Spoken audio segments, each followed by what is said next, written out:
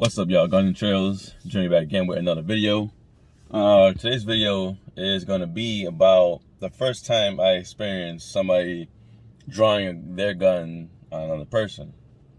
Now, the story I'm going to share with you is about, I'd say 2007-ish. I was about 14.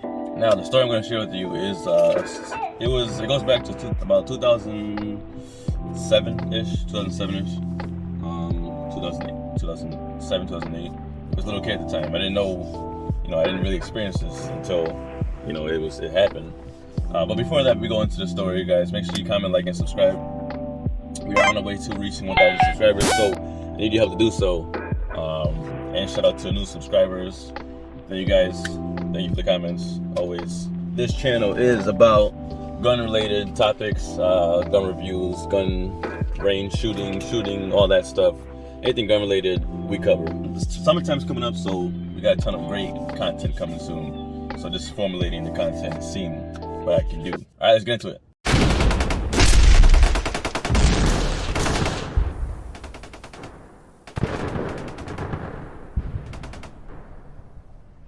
So it was a hot summer day in good old Harlem.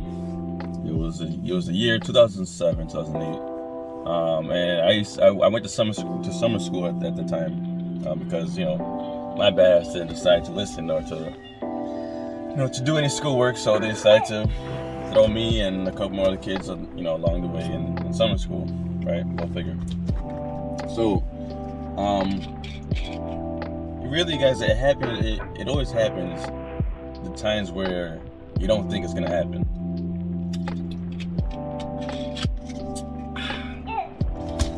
And what I noticed was, at the time, we didn't think anything of it, right? Kids were bringing knives to school, and that was normal, right? I went to school, and it was in the Upper West Side of Manhattan, which was about 92nd Street. And we all went to school there.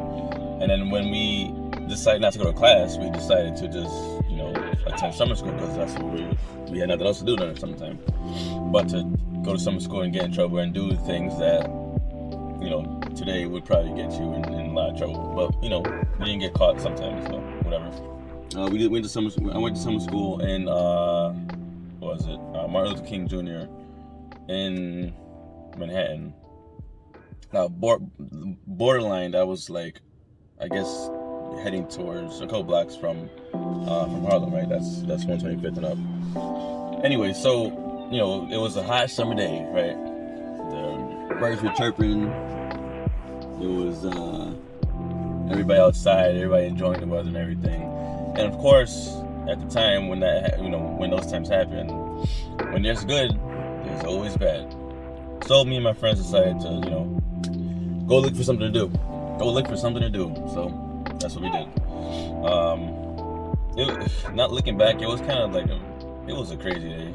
That was the first time I actually dined and dashed with my friends, by the way. So it was a Mexican restaurant, and we decided to, we were hungry, so we decided to just eat at a Mexican spot, fill our bellies up, and decided to head out one by one, and have a free meal, you can say. So we went, after that, it was about like 5 or 6 o'clock at the time now, because we after summer school we just hung out the whole day, and then 6 o'clock, 7 o'clock rolls around. Now it's starting to get a little dark out, and at the time when you're young, you don't really care. You always feel like you have something to prove, right? You feel like you have something to prove, and by doing that, it was kind of like it was a never-ending thing, right? I mean, even today, like you see these kids, right, and they're running around, and trying to act hard and trying to act tough, and it's a never-ending cycle, right? Until something happens where they realize, okay, well, this is not as many make it seem, right? Until something happens. So, one of the kids that we had issues with at the time, he was like not a bully, but he was kind of like a person that people didn't really mess with because of his reputation, I guess. And we seen him, and we always had, tension. It never got anywhere, but it was kind of just tension because of, jealousy and all that stuff. And the kid he was a jealous type dude. So we seen him walking. I guess it was across the street. We seen him walking, and he kind of gave us the head nod, right? The head nod. And we kind of just looked at him like, whatever. And he was heading towards a corner store. I don't know why in the city when things happen, it's always at a corner store. So if you're ever in the city and you witness crime, chances are it's gonna be at a corner store, in front of a corner store, next to a corner store, behind a corner store, or in a corner store. So for this story, we're gonna call him Billy Joe, right? The kid. We call Billy Joe. So Billy Joe was walking, towards a corner store, and we happen to witness all this right in front of our eyes. Never seen it before. So as he started walking, we started walking towards the corner store too, to get some snacks. And as I would say, like before we even hit the pavement of the curb, actually on the road, you just hear yelling. It's just full blown yelling, and we kind of just stopped in our tracks. Right, we're observing at this point. There was about 3 of us, right? So we're all just kind of just looking. And at the time, we're like, oh, it's gonna be a fight. Cool, because we just. That's kind of how we grew up, right? But no, this wasn't just a fight. It was a yelling match, number 1, and number 2, the yelling match escalated to a gun being drawn. The type of gun wasn't a little 22. It wasn't a 9. It was a long. I mean, it might have been a 22, but it was a long fucking gun, pistol. I don't know how he even concealed that or carried it. But you see Billy Joe just taking it out and pointing it at the guy. The guy, he seemed like an older guy.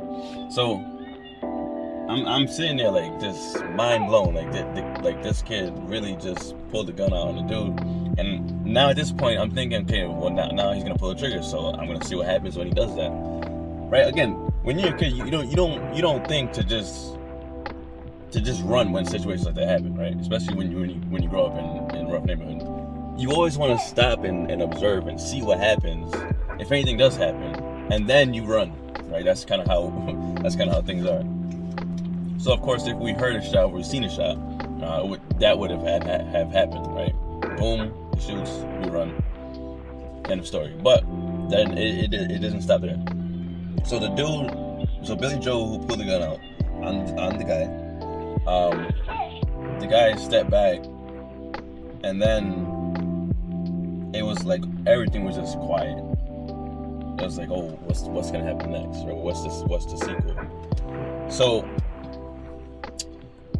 in the midst of all that, now the guy and the owner comes out, right, of the store. He comes out, and I don't know what was inside this guy's head, but he got in the way of the gun, right? So Billy Joe's here, and the corner store guy is here, and the guy who Billy Joe put the gun out on is here.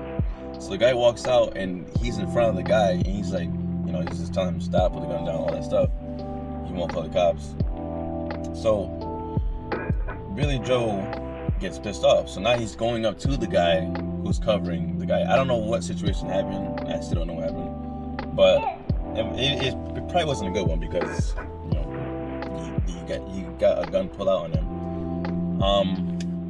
And if that was to happen, if anything was to happen to the guy, that Billy Joe shot, whether it was the guy in the corner store or the guy that he had problems with, if he had pulled the gun out and shot him, I mean, there was cameras everywhere, right? There's stores, there's a corner store, there's cameras everywhere. You just know, right?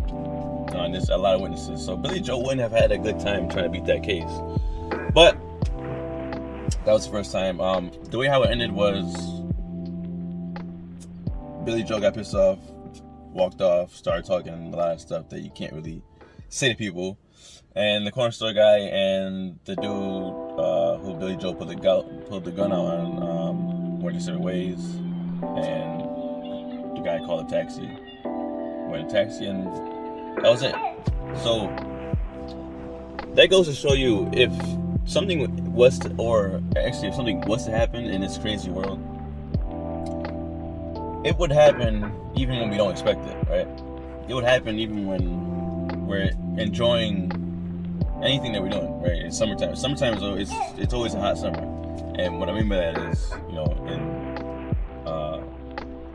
in urban terminology, is problems are gonna happen, right? Whether you like it or not, it's gonna happen. Everybody's out. Everybody sees each other. Everybody is, it's free game, right? You can have fun. You can do whatever, go wherever, and then something happens. Wintertime, not too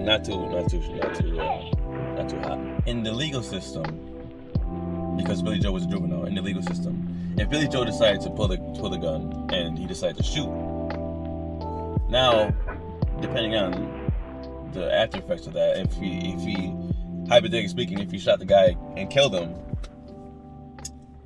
again, I don't know what the situation was over, but what I do know is he would have a very hard time trying to be the case.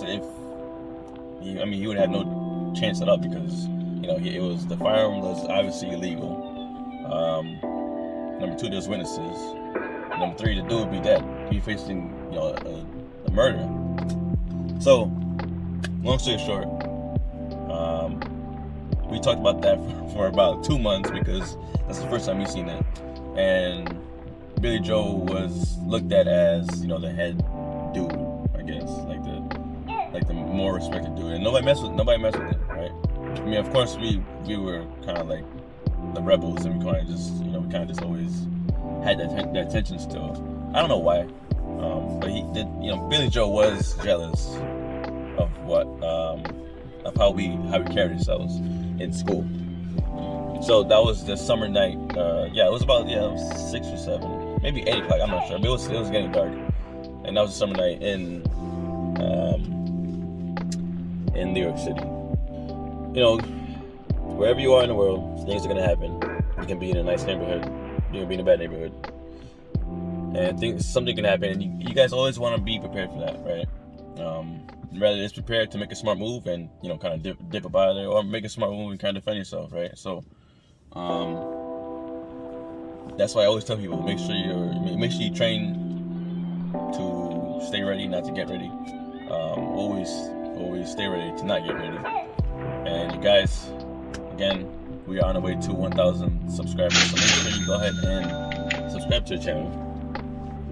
I will be getting I will be getting a new gun in the next video, hopefully, because this gun it's always in store, out of store, in store, out of store. So I'm excited to do that.